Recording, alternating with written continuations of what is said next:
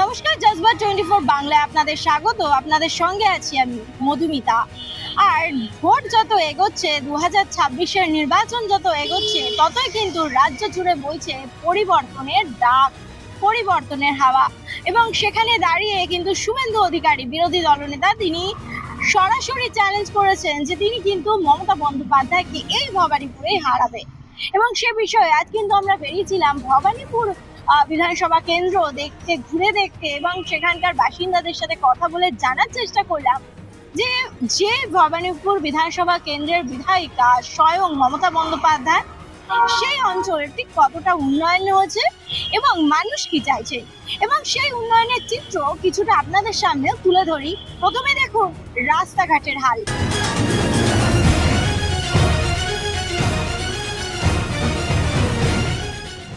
দাদা, ভবানীপুর একটি গুরুত্বপূর্ণ বিধানসভা কেন্দ্র, যার বিধায়ক স্বয়ং মমতা বন্দ্যোপাধ্যায়। সেই জায়গায় দাঁড়িয়ে আপনাদের কি মনে হয় যে 2011 থেকে 2026 এই যে 15 বছর কতটা উন্নয়ন হয়েছে এই ভবানীপুরে, এবং আপনারা কি চাইছেন, আপনারা কি খুশি? শুনুন, আমাদের দিদি সবার থেকে ভালো আছে। দিদি কাজ করছে, দিদি কাজ করছে না এটা বলা যায় না। দিদি কাজ করছে, আর দিদি যা নিচুনের লোক আছে এটা কাজ করছে না। কোথা বুঝলেন? আমাদের যা আছে বাবাইদা এ ভালো কাজ করছে, আমাদের এরিয়া সবার থেকে ভালো আছে। আর সেন্টারে যা আছে সেন্টারে বসে থাকবেই, এখানে সেন্টার থেকে এখানে জিততে পারবে না, বুঝলেন? দিদি আছে, দিদি জিতবে যেরকম হোক, মানে 26 এর নির্বাচনে বলতে দিদি জিতবেই। শুভেন্দু অধিকারী বলেছেন যে মমতা বন্দ্যোপাধ্যায়কে শুনুন, আমি কি বললাম, দিদি যা যা কাজ করেছে ভালো কাজ করেছে। আর দিদি যার যেমন যেমন হসপিটাল আছে, যেখানে যান আপনি কাজটা ভালো হচ্ছে। এখানে এখানে আগে না না হচ্ছিল, এখানে এখানে গেলে সঙ্গে কাজ হয়। হসপিটালে গেলে, ডাক্তারখানা গেলে সঙ্গে কাজটা দেখালে সঙ্গে কাজ হয়ে যায়, কাজ হয়ে যায়। দিদি এত ভালো লোক আছে, বোঝা যায় না। আর বলুন আর 26 এর নির্বাচনে আপনারা কি চাইছেন? এই যে দিদি, মমতা দিদি, বন্দ্যোপাধ্যায় কি চাইছেন? দিদি আসবেই নিশ্চয়ই। আসবেই। হ্যাঁ পাক্কা, এর থেকে হিলাতে পারবে না। আপনার নাম? আপনার নাম? আমার নাম বিজয় গুপ্তা।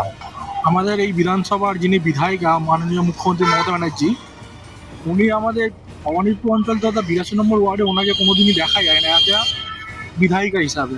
ওনার কোনো রকম পরিষেবা আমরা পাই না। আর আমাদের 82 নম্বর ওয়ার্ডের মেয়র যিনি ফিরহাদ হাকিম, 82 নম্বর ওয়ার্ডের কাউন্সিলর, উনি 15 বছর থেকে 20 বছর উনি কাউন্সিলর আছেন এই ওয়ার্ডের। উন্নয়ন কিছুটা হয়েছে, কিন্তু 20 বছর কাউন্সিলর থাকাকালীন যে পরিমাণ উন্নয়ন হওয়া দরকার সেটা হয়নি। দিনে দিনে আরও চেতনার কন্ডিশন আরও উগ্র, মানে সন্ত্রাসী এই কার্যকলাপ বেড়ে যাচ্ছে। মানে এই বালি সিমেন্ট সাপ্লাই করে জিনিসটা রাতারাতি, কিছুদিন আগে আমাদের ছেলে একটা মারা খুন হয়ে গেছে। মানে এই জিনিসগুলো রাতের অন্ধকারে এই যে কার্যকলাপগুলো 82 নম্বর ওয়ার্ডে আস্তে আস্তে দিনের পর দিন বাড়তে থাকছে। তো এটা একটুখানি মানে খুব ভয়ের বিষয় হয়ে যাচ্ছে আমাদের 82 নম্বর ওয়ার্ডে। এই যে মানুষ বলছে যে আমরা সরকারি প্রকল্পের সহায়তা পাচ্ছি, লক্ষ্মীর ভান্ডার পাচ্ছি, তো সেই জায়গায় দাঁড়িয়ে কি মনে হয় 26 নির্বাচনটা কি পরিবর্তন, ভবানীপুরে পরিবর্তন হবে, নাকি মমতা বন্দ্যোপাধ্যায়ের উপরেই মানুষ ভরসা করছে? কি মনে হয়? দেখুন, মানুষ তো অলরেডি মাইন্ডসেট বানিয়ে নিয়েছে এটাই তৃণমূলের বিসর্জন এই ইলেকশানে।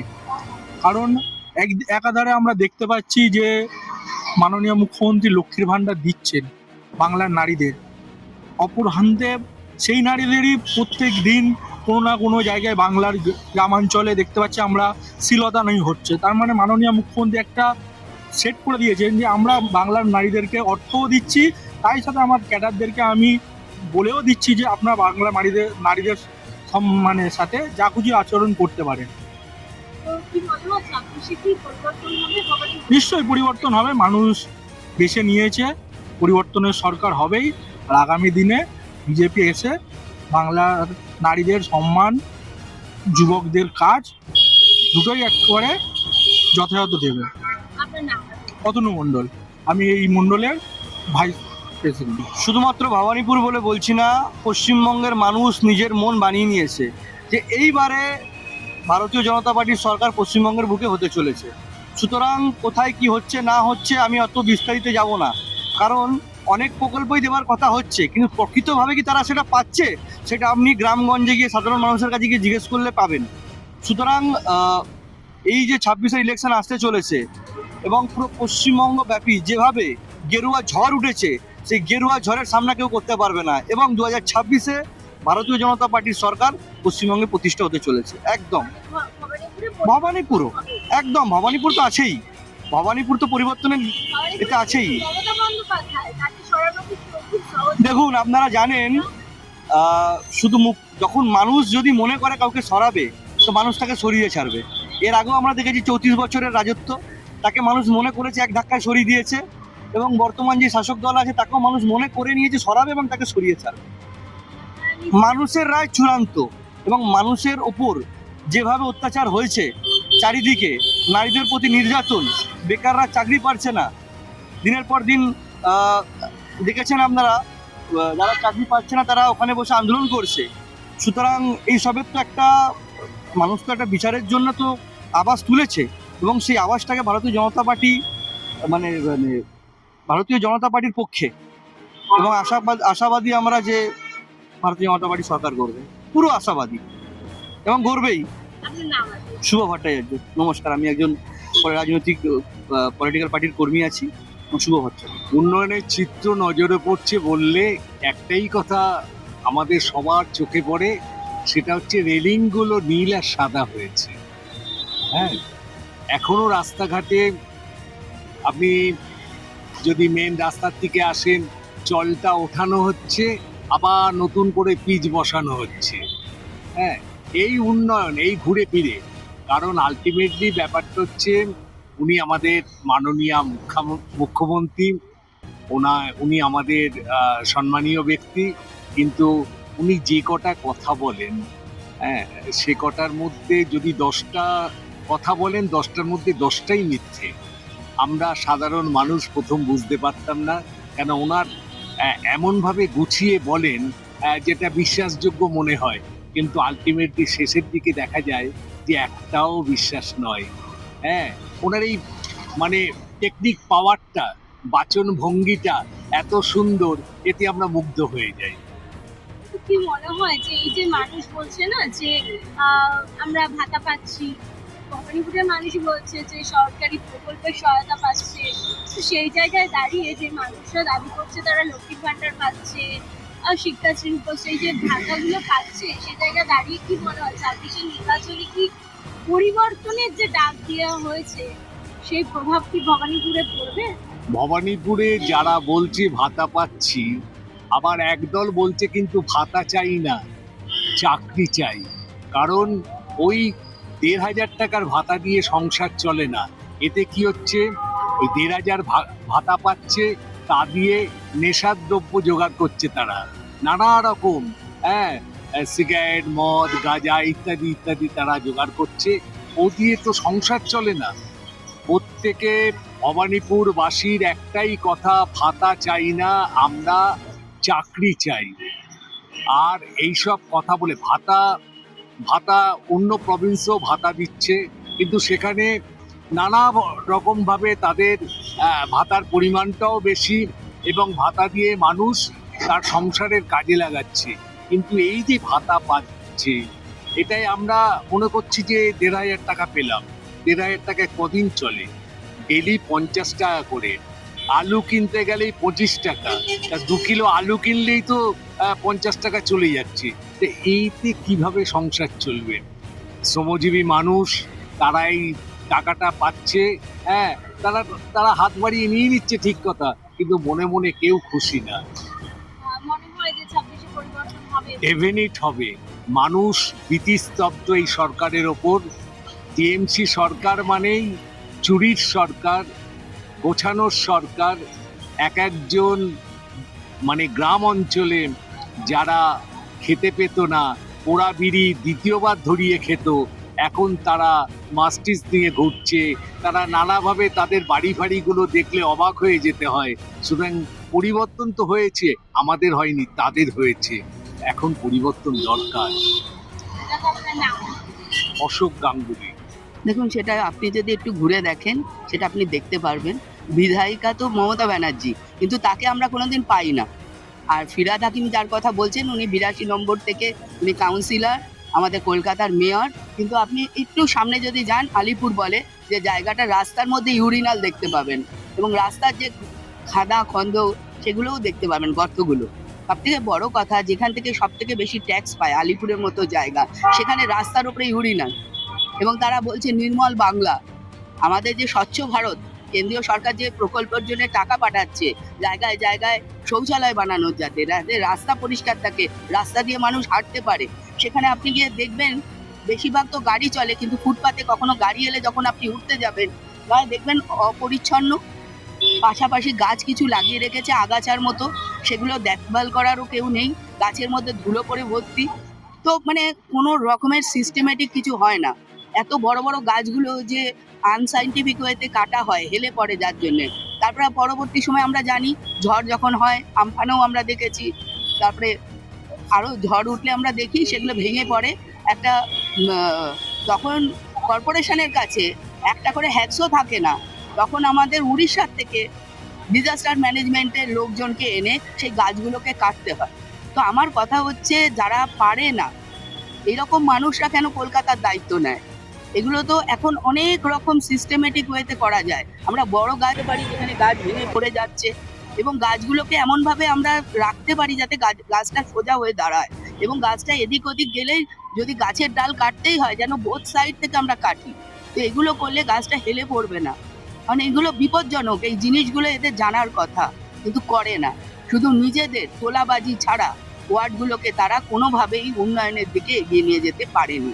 বেশ কিছু মানুষ তারা বলছেন যে ভবানীপুরে যেহেতু মমতা বন্দ্যোপাধ্যায় এরিয়া, এবং সেখানে মানুষ সরকারি প্রকল্পের সহায়তা পাচ্ছে, এই বিষয়ে আপনি কি বলবেন?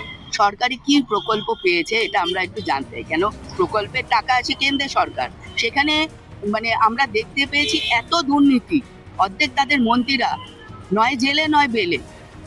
আপনি রেশনের কথা বলুন, সেগুলো তো দিয়েছে, আপনি জানেন কোভিডের সময় থেকে প্রধানমন্ত্রী গরিব কল্যাণ অন্ন যোজনার মাধ্যমে 2 কেজি করে তারা চাল এবং 3 কেজি গম, এবং সেখানে আমরা দেখেছি বিভিন্ন জায়গায় আমাদের ভিডিও করে পাঠানো হয়েছে, সেগুলো আমরা দেখেছি চোখে, যে ভালো চালের বস্তাগুলো সেগুলোকে চেঞ্জ করা হয়েছে, চেঞ্জ করে ভালো চালগুলো বাংলাদেশে পাচার হয়েছে, এবং তার বদলে ওই পচা চাল, পোকা খাওয়া চাল, সেগুলো রেশনে সরবরাহ করা হয়েছে, যাতে কেন্দ্র সরকারের সম্পর্কে মানুষের ভুল ধারণা হয়। কিন্তু সেগুলো আমরা হাতে নাতে ধরে ফেলেছি, এবং মানুষও বুঝতে পেরেছে যে দুর্নীতি কিভাবে চলছে।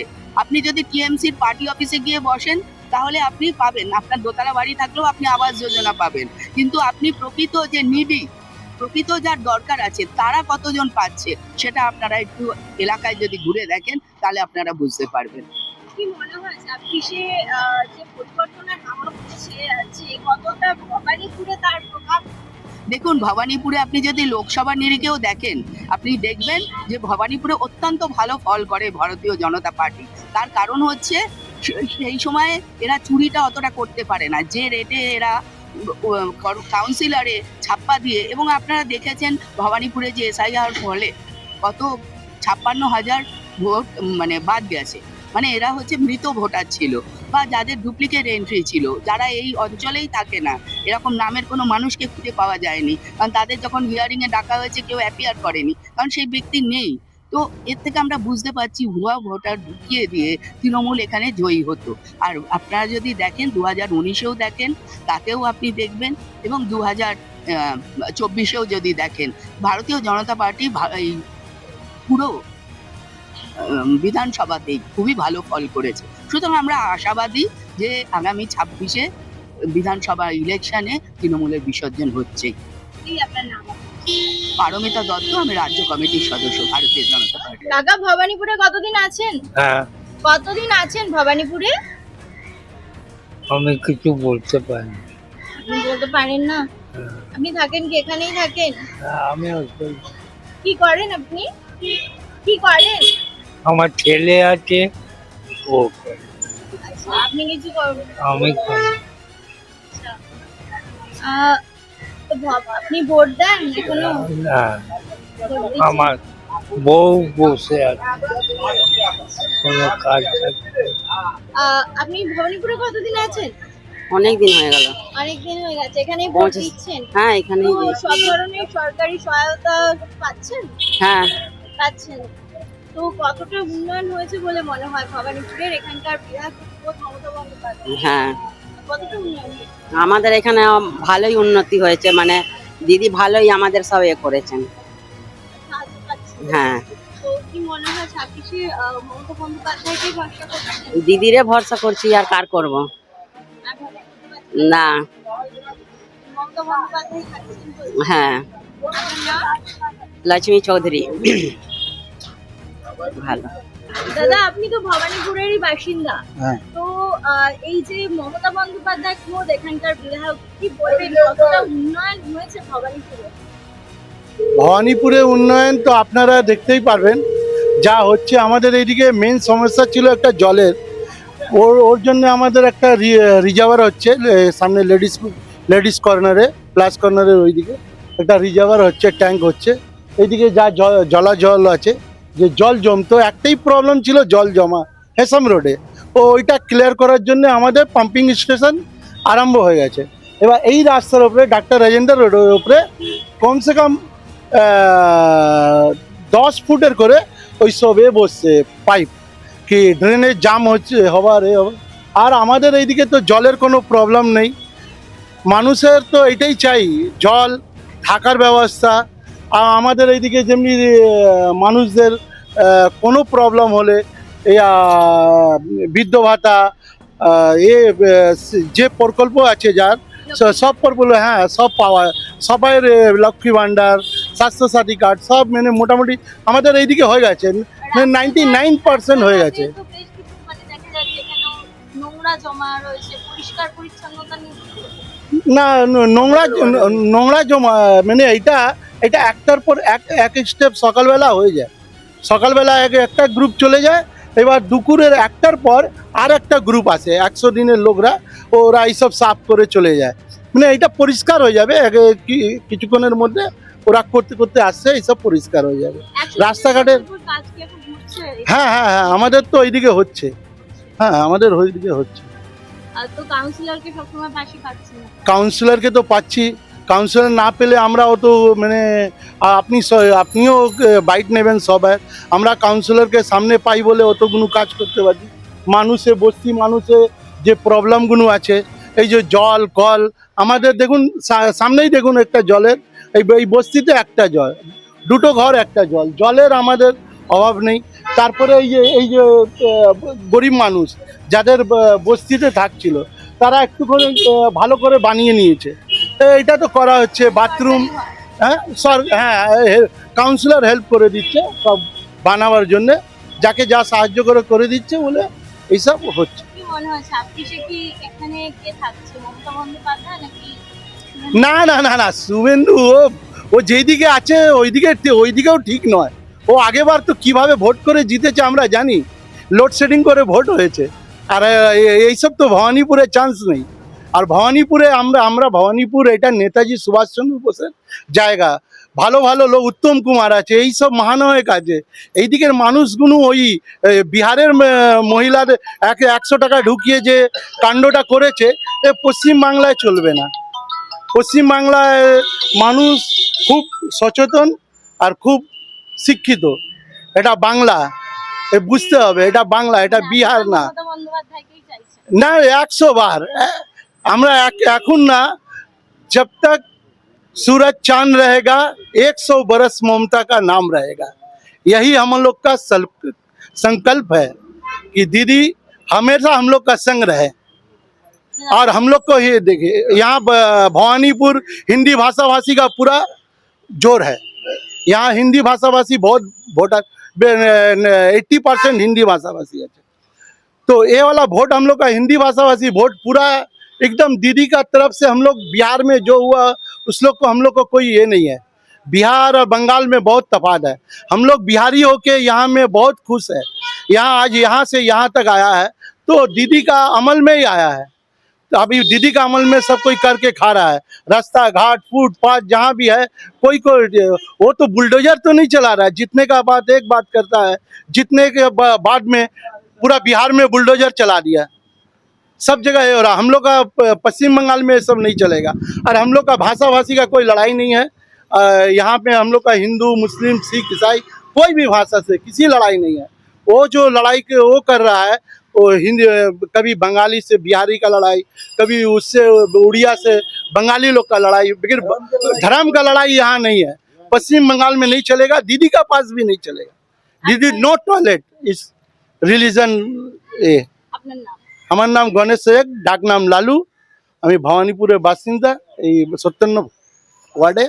একদিকে যখন ভবানীপুরে এসে নজর পড়ল যে ভবানীপুর বিধানসভা কেন্দ্র পশ্চিমবঙ্গের একটি অত্যন্ত গুরুত্বপূর্ণ বিধানসভা অঞ্চলের মধ্যে পড়ে, যার মধ্যে রয়েছে কালীঘাট, এলগিন রোড, চেতলা যেখানে রয়েছেন কিন্তু ফিরহাদ হাকিম, সেখানকার রাস্তাঘাটের চিত্র আপনারা তো দেখতেই পেলেন। একদিকে যেমন আশেপাশে রয়েছে নোংরা আবর্জনার স্তূপ, রয়েছে ভাঙা, সেখানে মানুষ একদিকে যখন বলছেন যে তারা সমস্ত সরকারি ভাতা পাচ্ছে, কি ভাতা? স্বাস্থ্যসাথী পাচ্ছেন, লক্ষ্মীর ভান্ডার, এবং তারা মনে করছেন তারা উন্নয়ন হয়েছে, এবং তারা বলছেন যে তারা মমতা বন্দ্যোপাধ্যায়কে চাইছেন এবং ভবানীপুরে কোনোভাবেই পরিবর্তন সম্ভব নয়।